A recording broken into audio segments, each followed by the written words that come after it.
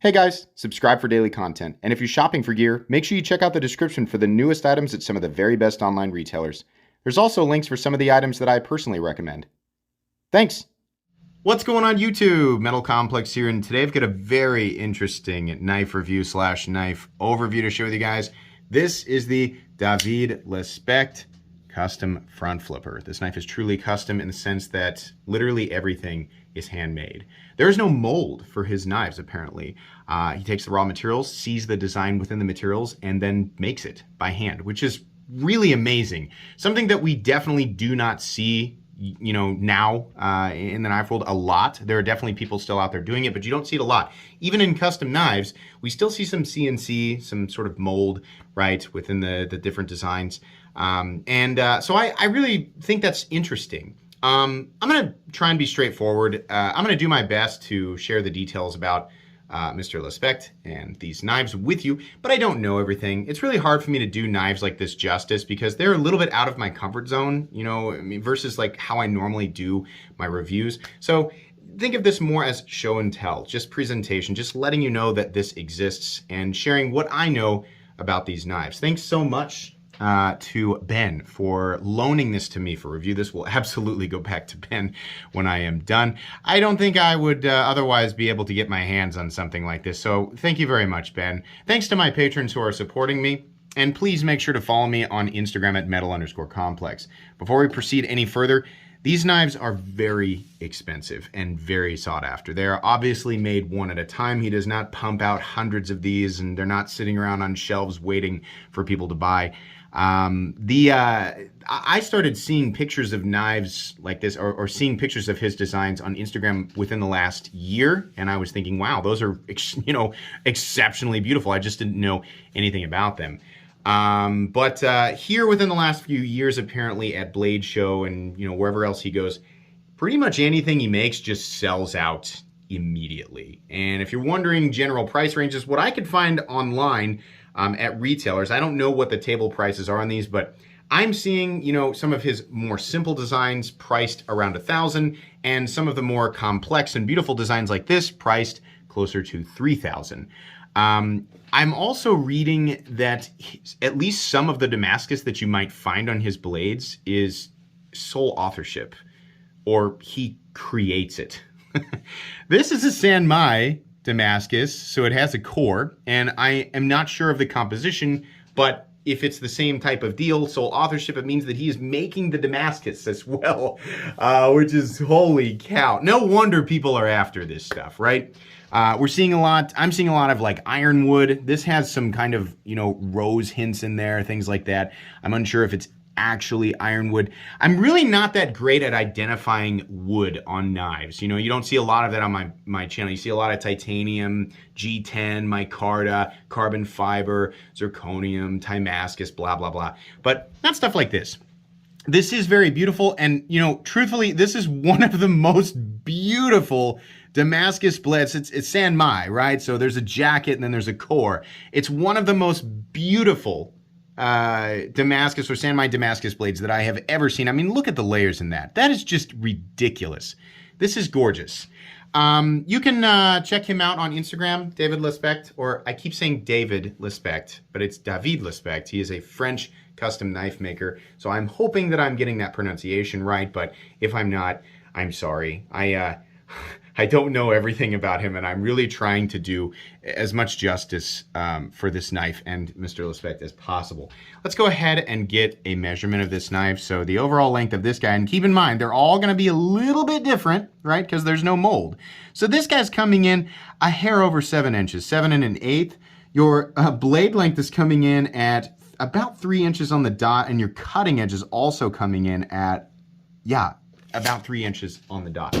Let's go ahead and do some size comparisons up against the Ontario Rat Model 1 and the Ontario Rat Model 2. So you can see here that it's actually pretty close to the size of the Ontario Rat Model 2, but it wouldn't surprise me if he's done these in the past and they've been 8 to 8 1/4. It also wouldn't surprise me if he's got the same type of front flipper. And by the way, if you're wondering what's the name of it, they aren't named. They're just front flipper, right? There was some type of production collaboration that he did with another company. I forget the name, but I found it on Arizona Custom Knives. So if you look him up on Arizona Custom Knives and you see knives priced at like $200 or $300 that look similar, those are not the same thing. Those are production knives made in collaboration with another company. These are the true customs, and they will definitely, and I mean definitely, go for a lot of money. So yeah, that was a little confusing. Doing research on this knife was a little bit intimidating, and I had to watch some videos and listen to other people talk, people who knew more. Thank you, Dr. Frunke. Actually, his video was very helpful. But it's just interesting. This is not typical for my channel at all. So anyways, there could be varying sizes, absolutely. And he does different models. It's not just this one thing. How about up against the Benchmade Griptilian, or in this case, the Ritter Hogue? There we go. And the Benchmade Bug Outs. I don't know why I'm doing some of these backwards. This guy's a little shorter than the Bug Out. We'll do the Demco AD 20.5. Somewhat similar. The ergonomics on this particular knife are really interesting. Not like anything else I have ever experienced, if I'm being honest. Up against the Spyderco PM2 and the Spyderco Para 3. It is similarly sized to the Spyderco Para 3, just some different hand positions. How's the action? Kind of looks like a fixed blade, right? It's got a hidden pivot, which is cool. So these overlays, right, they're screwed down here with these 3 screws on each side. Then we have a titanium, you call it a liner lock, you might call it a frame lock. It depends on how you look at it. They're shadow boxed, really, really beautiful. The action is absolutely insane. The only way to deploy this thing is a front flipper. And some people like that, some people don't. On a production knife, it's something I critique, right? Inevitably, down in the comments, there's going to be people going, I hate that. I wish it had a... you know, that's fine. We all have our different thoughts and things like that. I don't think Mr. Lespect has any particular incentive to change the deployment methods of these things, considering they're basically just gone the moment that he creates them. And I understand why. I mean, the entire thing is so well thought out. It's so masterfully crafted. We'll get into that. I know it's just like saying it's masterfully crafted and then not adding definition to that is not really helping. But as far as the sole means of deployment, it works extremely well. And this is one of the easiest front flippers to manipulate. It is so beautifully done. The detent is so perfectly balanced. It's not really what I'd consider a light detent. It's got a nice snap to it, but just the leverage that you get off of, you know, the front flipper here and the weight and mass of the blade and the detent, all of that, the snap, it's so crisp. The disengagement, oh man, everything. Access to that, you know, subframe lock / liner lock is really nice. You can see these large scallops here. Really lets you get in there with your thumb and disengage. No stick or anything. And then, oh, it's so controlled and beautiful. I love it. I absolutely love it. Let's do carry profile up against the Spyderco Para 3. I know, you know, it's like it's not a typical review, but I'm still doing things that I normally do in the review. So this is definitely thicker, but what we have here are scales that are so perfectly contoured. It really, this fills the hand in such a satisfying way, and you can see this cutout here that is clearly meant for 2 fingers on a fairly large size hand. Sorry, got some paper or something on there.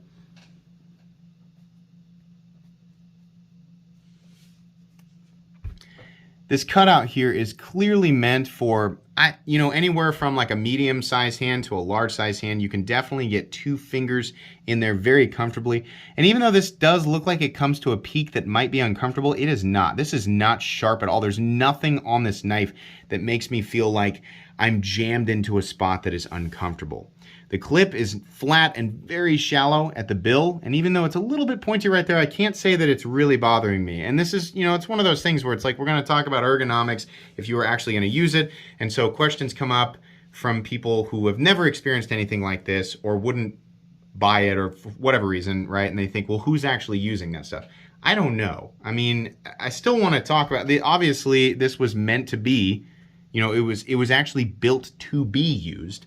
Whether or not the person who buys it actually uses it is entirely up to them and up to no one else. So if hypothetically you were going to hold this and use it, wow, it is extremely comfortable. It's amazing that this is just, you know, that if I'm understanding this correctly, that he literally just takes materials and goes, yeah, this is kind of how I want it to be shaped, and then just makes it, and it works out like this. The ratios are incredible. The balance is also incredible. You can see it's weighted probably right behind the pivot if it's going to be right there, right? It's just beautiful. Oh man, it's really nice. The way that it fills the hand is just amazing. Let's go ahead and weigh it. Obviously, there's going to be a variance in weight because each one of these is truly custom made.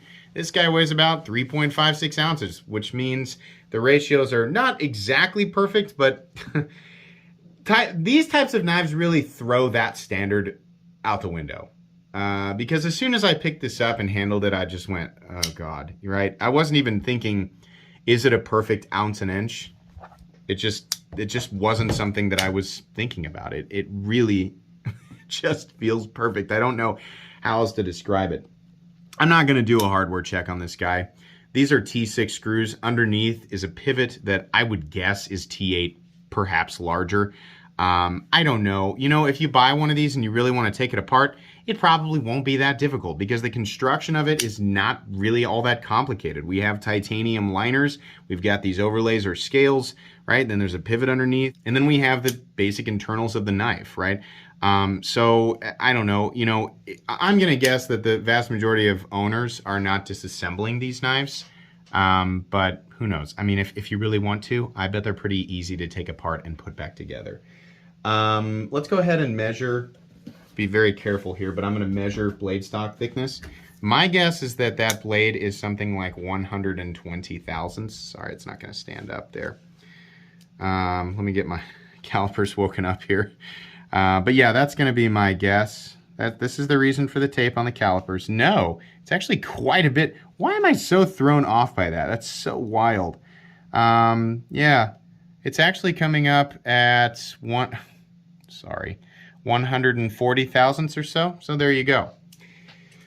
Okay, I don't think there's really anything else to do there. Let's get a nice look at this blade. This is a beautiful. Now there's different blade shapes. They're not all like this. The one that I found on Google had like a clip point blade, and there were some other ones that were not this material, that were, you know, also this blade shape.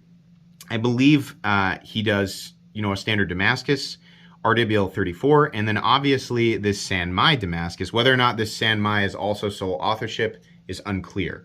I would assume so. I've honestly never seen anything exactly like this, but I don't know that for sure. Does he work with other materials?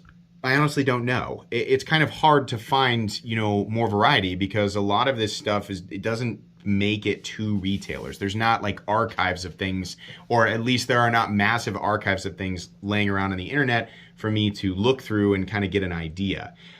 So I don't know exactly what all materials he works with, but definitely the Sanmai stuff right here, which this is the only one that I have seen like this. It doesn't mean that it's necessarily the rarest variant, but this is the only one that I've ever seen. Then Damascus and RWL 34, which is very similar to 154 CM, named after Robert Lovelace. But a steel that so many custom knife makers work with. I mean, apparently it's just something that, you know, that takes a really good finish, takes a really good edge, is fairly easy to grind, and is good in the performance zone. And that makes sense to me. 154 CM or CPM 154 are, you know, those are two of my favorite compositions. Very similar to each other, with the CPM version being slightly better. The performance of his Damascus, I do not know. And I'm obviously not going to take this thing out and test it, despite, you know, what people generally ask me to do. You should take those things out and test it. I don't know about you. I'm not going to take somebody's $2,800 knife, or that's what I'm guessing, and just take it out and use it. I'm just not going to. And that information is going to be useful for so few people. Sorry, it's just not going to be a part of this.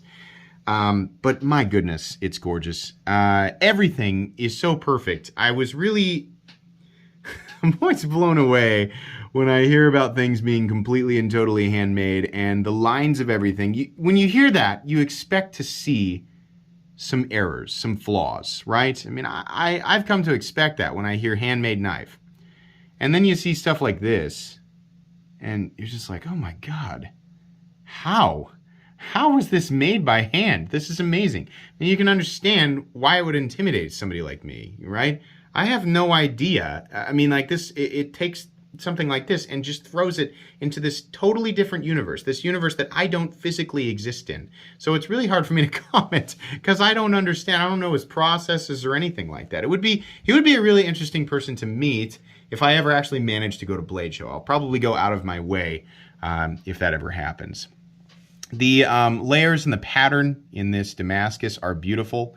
And, you know, for people, there's every now and then I get people saying, you know, I'm not going to pay that much for Damascus when I can get, you know, a really cool looking Damascus blade off of Amazon or eBay for like, you know, 25 bucks. I think it's pretty clear that the garbage that you're buying for that is not the same thing. This is, again, there's a core and then there's a jacket around this. So it's not even a regular Damascus. Yeah, this is, there's obviously a major difference, not only in performance, but the aesthetic when you're talking about something like this. So that's, this is really beautiful. I really, really like this blade. And I love that you can so easily get right on the edge. There is truly nothing in the cutting path. And let me tell you, this is a thin edge and I can feel that digging into my fingernail. That's a razor sharp blade. I mean, you know, I'm looking at this and thinking, I kind of wish he would do more collaborations. I kind of wish that some other production company would pick up his design and make it for a little bit less, right? Whether it's Riyadh or CKF or I don't know. I mean, you know, I'm just throwing names out there of companies that I think have high enough production quality, they could actually capture the essence of this, right? Even if there was like a consistent, like they did a production run of something that was meant to, you know, be a longer run, you know, it's like you'd want to go with somebody who could really do this well. So Ria and you know, whoever CKF's OEM is, I think would be cool. But, you know, the designer, Mr. Lespect, may have reservations against that, which is possibly why I have only seen one other collaboration. And those went for about 300 bucks. They look nice. I've never handled them. Yeah, I don't know anything about that company who did that. But anyways, it would be really cool because me personally, you know, this is way out of my price range or what I'm assuming. I would be more comfortable, you know, carrying. It makes me want to use it. It makes me want to actually carry and use it. That's how good this design is. And I would obviously feel a lot more comfortable carrying and using a $300 to $600 production variant of this than what I am assuming is a $2,500 to $3,000 variant of this knife. I did not ask the gentleman who lent this to me exactly what he paid. It's kind of one of those things where the prices can really be all over the place, and it is kind of circumstantial depending on whether or not you bought it at a retailer or you got it at the table, right? So I didn't ask. Yeah, beautiful, perfection. The blade is wonderful. There is a flat that carries out about 50% the length, and then we have a nice swedge up here. It tapers down to a nice thin tip, so definitely still plenty capable of puncturing and slicing and doing draw cuts. This is just a beautiful EDC blade shape. We've talked enough about the scales. This is beautiful.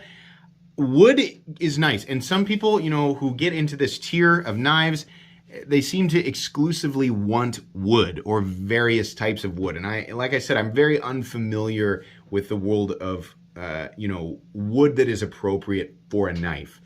Me personally, I would love to see this in carbon fiber or some type of, I don't know, if you did zirconium or titanium or, you know, titanium Damascus or, you know, zircotite or anything like that.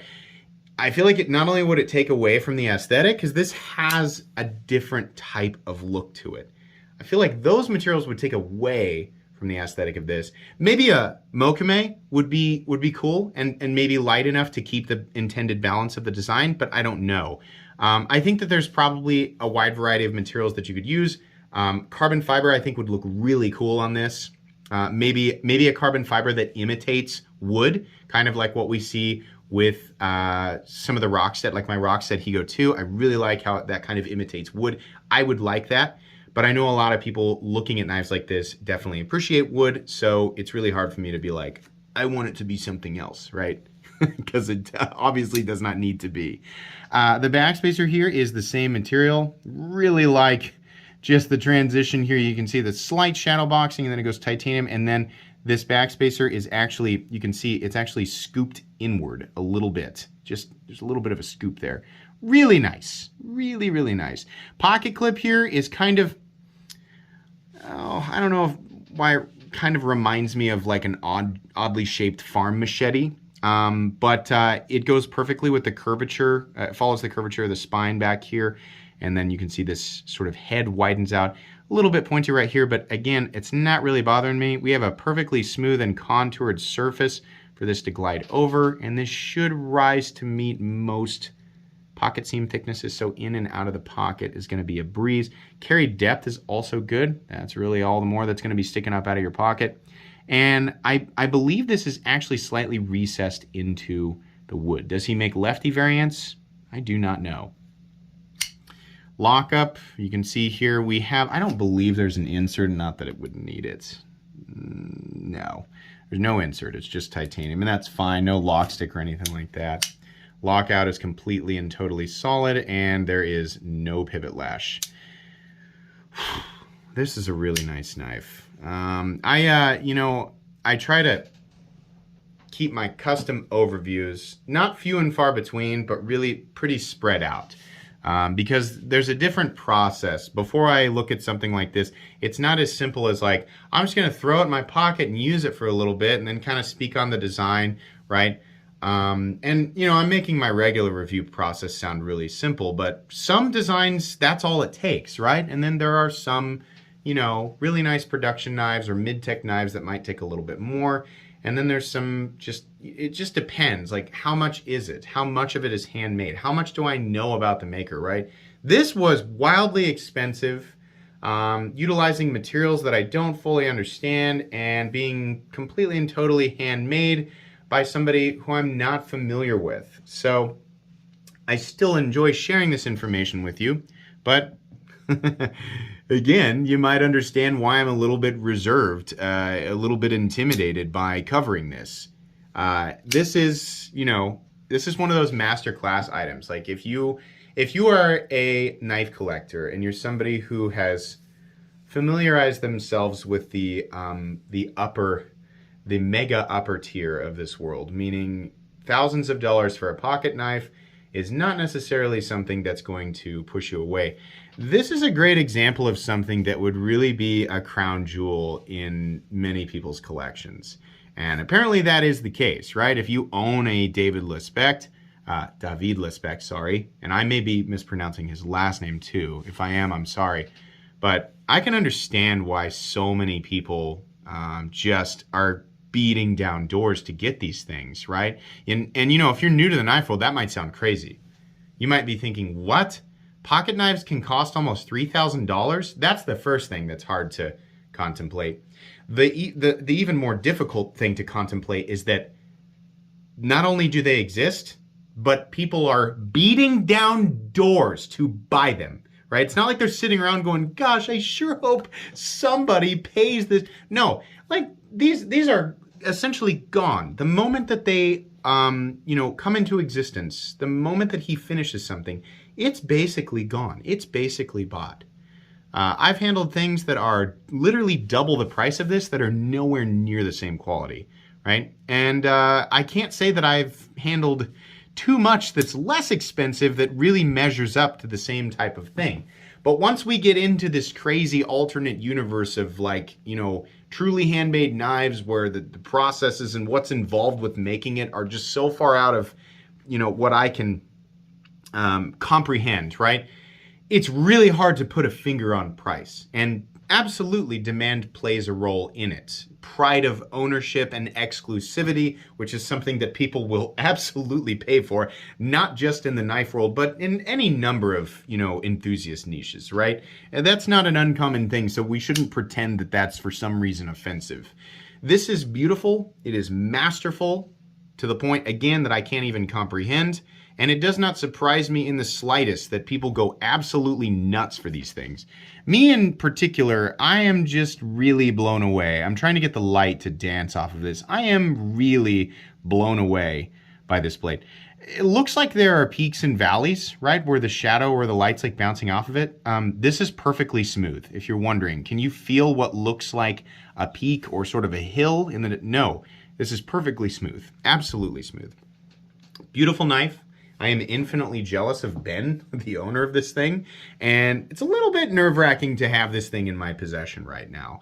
I don't know that there's really a whole lot more that I can say. If you are interested in his knives, follow him on Instagram and be ready to be paying attention all of the time. These videos are not really designed to, you know, get you at the front of the line, right? I'm not, by showing you this, I am not guaranteeing you that if you know, give any amount of effort to get one that you are definitely going to get one. I'm basically just letting people know this exists. I find it interesting. And if you want one, your work is cut out for you. I think probably your best bet is going to a show and trying to get there and get, I would imagine that there's some sort of lottery involved where your name has to be, maybe. I've heard that happening with a lot of, you know, makers where their products are in high demand. It might be a lottery situation where your name has to be picked in order for you to have the opportunity to buy it.